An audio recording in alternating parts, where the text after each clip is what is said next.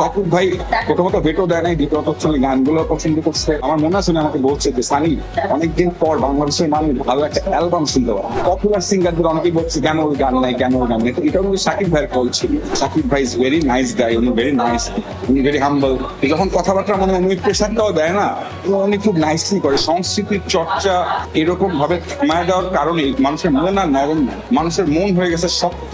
এটার সাথে আপনি যখন ধর্ম জড়ায় ফেলবেন তখন তো জিনিসটা আরো কঠিন হয়ে যায়। এমন না যে অনেক প্রবলেম ছিল, মাদক ইজ আ সমাধান। মাদক ইটসেলফ আ প্রবলেম। জেলেরা মাছ দেখতে যাইতো, আপনি জানেন যে গান গাইতো, যারা শ্রমিকরা গান গাইতো, গান কোত্থেকে আসছে? সে হৃদয় থেকে। আপনি হৃদয়ের মুখে যদি তালা মাইরা দেন, সিনেমা যদি সমাজের আয়না হয় তাহলে সিনেমার মধ্যে থাকা উচিত। এটা আমাদের তো প্রিয় একটা দেশাত্মবোধক গান। আমি যখন এমন করছি আমার কষ্টই লাগছে না। ও আমার দেশের মাটি, তোমার পরে থাকাই মাথা। ঢাকায় মাথা শূন্যের উপরে গাইতে হইতেছিল। আমি যতবার এটা গাইতে গেছিলাম আমি মাঝখানে কাজ করা লাগছিল, আমি হাইসা দিতেছিলাম। এক একজনের স্ট্রাগল এক এক রকম। আমাদের যুব সমাজ মাদকে আসক্ত হয়ে ধ্বংস হয়ে যাচ্ছে। Nobody is talking about it.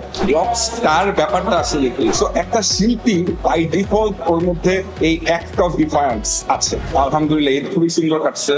ঈদে এত বড় একটা সিনেমা রিলিজ হলো, এতগুলো গান গাইতেছে, মানুষজন গান শুনছে, হলে যারা গেছে আরো সুন্দর। সো খুব সুন্দর।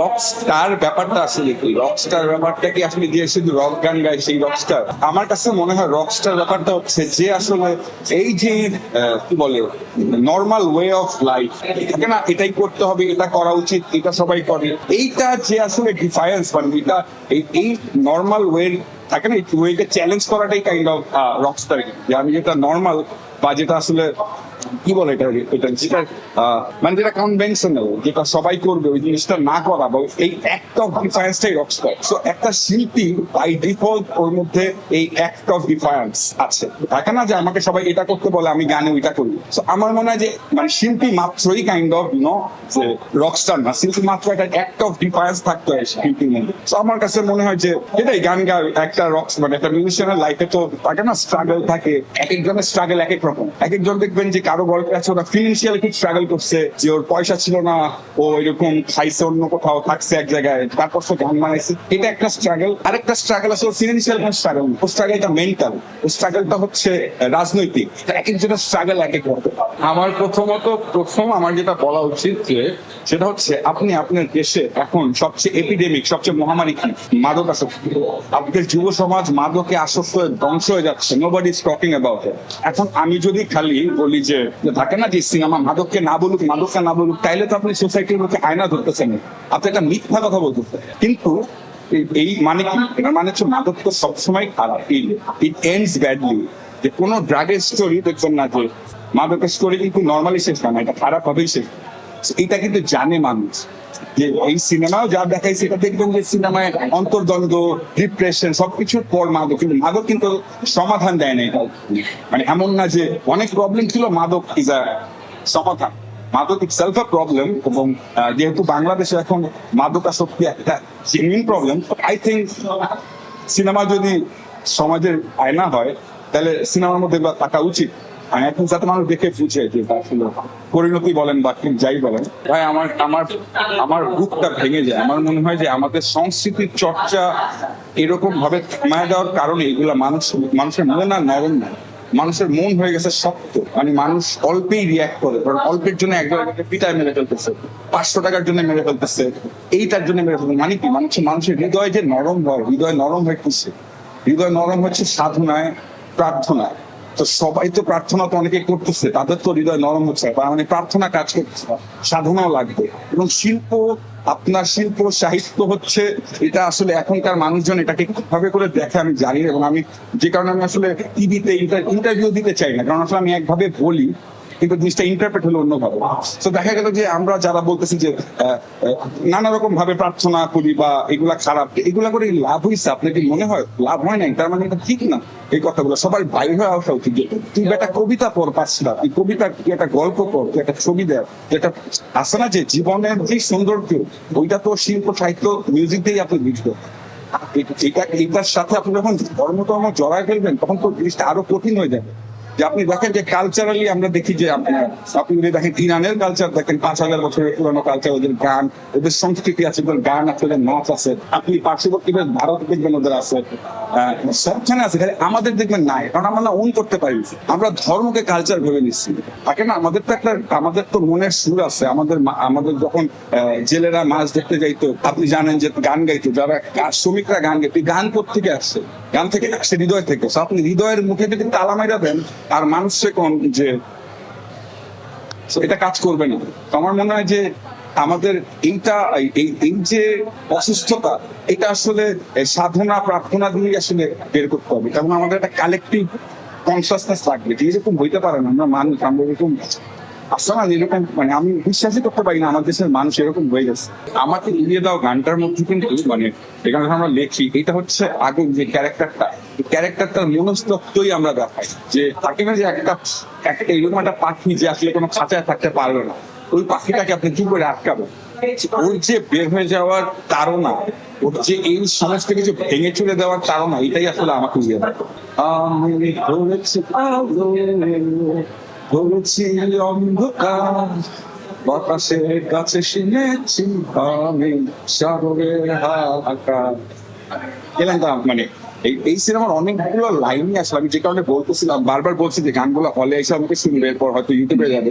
কিন্তু দেখবেন যে সিচুয়েশনের সাথে যে মানুষ তো কিছু পরিচিত অনুভূতি ফিল করে। আমরা কিন্তু দুঃখই পাই, সুখই পাই, আনন্দই পাই, বেদনাই, এর বাইরে তো কিছু পাই না।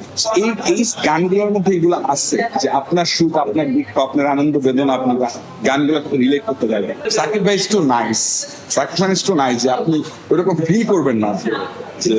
তাকে না উনি ওরকম ফিল, আমি যদি আনকমফোর্টেবল হয়ে যায় আমি তো আসলে মিশতে পারবো। তো আবার মনে হয় যে সাকিব ভাই গুলা জানে, সাকিব ভাই ইজ ভেরি নাইস গাই, উনি ভেরি নাইস, উনি ভেরি হাম্বল। যখন কথাবার্তা মনে হয় উনি প্রেশারটাও দেয় না, উনি খুব নাইসলি করে। যেন আমার কোথাও কোনো ঝামেলা মনে হয়নি, এবং আমার মনে হয় না যে এটা একটা থাকে না, এটা একটা কঠিন কিছু। আমার কাছে মনে হচ্ছে যে একটা জীবনের আনন্দেই সাকিব খান এটা করতেছে, আমরাও আনন্দ বেদনা দিয়ে গানটা বানাইতেছি, এবং পুরো টিম টুগেদার। সাকিব ভাই ইজ আ নাইস গাই। একটা রোমান্টিক গান ছিল, ওইটা উনি ওনার পছন্দ করেন, সিনেমায় নাই এই গান। তো সাকিব ভাই সবগুলা গান তো আসলে রুশোর অ্যাপ্রুভাল, সাকিব ভাইয়ের অ্যাপ্রুভাল দিয়ে হয়েছে। এবং সত্যি বলতে কি যে গানগুলো তো একটু আনকনভেনশনাল, কারণ আপনি দেখবেন যে পপুলার সিঙ্গারদের অনেকেই বলছে কেন ওই গান নাই, কেন ওই গান নেই। এটাও কিন্তু সাকিব ভাইয়ের কল ছিল। মানে আমি কিন্তু থাকে না যে কেন এই ধরেন কয়ের গান নাই, কেন ঘর গান নাই, কেন চয়ের গান নাই, এই করেটাও কিন্তু সাকিব ভাই না নিলে হয়তো আমি গাইতে পারতাম না। কারণ রুশো হচ্ছে প্রথম নিচে, এবং সাকিব ভাই যদি তাকে ভেটো দিত তাইলে হয়তো হইতো না। সাকিব ভাই প্রথমত ভেটো দেয় নাই, দ্বিতীয়ত হচ্ছে গানগুলো পছন্দ করছে। এবং আমার মনে আছে আমাকে বলছে যে সানি অনেকদিন পর বাংলাদেশের মানুষ ভালো একটা অ্যালবাম শুনতে পারে, which is real। আমি অনেক আশাবাদী। আমি তো আমি কিছুক্ষণ বইটা আগে পড়ছি, তো কিছুক্ষণ বইটায় এই গানটার খুব সুন্দর বর্ণনা আছে, কিন্তু বই তো তার গান আপনি শুনতে পারতেছি না। সেখানে বইতে দেখায় যে রকি ব্যান্ড একটা ফিউশন করে, ওরা হচ্ছে রবীন্দ্রনাথ ঠাকুরের ঠেকাই মাথার একটা ফিউশন বানাইছে। That was the idea. আপনি যখন বইটা পড়বেন তখন মনে হয় যেটা অনেক হাসি, মানে অনেক কমেডি। স্বাধীন আমি তানিম ভাই আমরা যখন বলছিলাম যে এটা এত অ্যাবসার্ড, এটা কিভাবে আমরা করবো, তখন আমি ভাবছি যে এটা তখনই ভালো লাগবে যদি এটা মানে সিরিয়াসলি করছি। এই জন্য এটা খুব সিরিয়াসলি জিনিসটা করছে, এবং যে কারণে এত ফানি লাগছে। প্রথমত এই গানটা আমি গাবো না, কারণ এই গানটা কিন্তু একটা স্যাটায়ার, গানের অপ্রভ্রংশ। এটা আমাদের তো প্রিয় একটা দেশাত্মবোধক গান। আমি যখন এমন করছি আমার কষ্টই লাগছে, কিন্তু ফানি ছিল জিনিসটা। ও আমার দেশের মাটি, তোমার পরে থাকাই মাথা। এরপরে লিরিকগুলো তো এঁটেল মাটি, রস মাটি, লাগাই মাথা, মানে এরা খুব ফানি। মানে আমার আসলে যে আমরা এরকম গণতার পর একটা পার্টিতে গেছি আমরা, সাকসেস পার্টিতে, সবাই ওয়েট করতেছে যে আমি কখন এই গানটা গাবো। আমি এই গানটা রিক্রিয়েট করতে পারবোই না, কারণ এটা এত ফানি এবং এত আউট অফ কন্টেক্সট, আমার গাইতে গেলেই হাসি পায়। তো এটাও কিন্তু বইয়ে লেখা আছে। বইয়ে লেখা ছিল কি যে রকি বলে যে আমি হাতটা দিতে বলবেন টাটা মারবা, এইটা বলতে ছিল।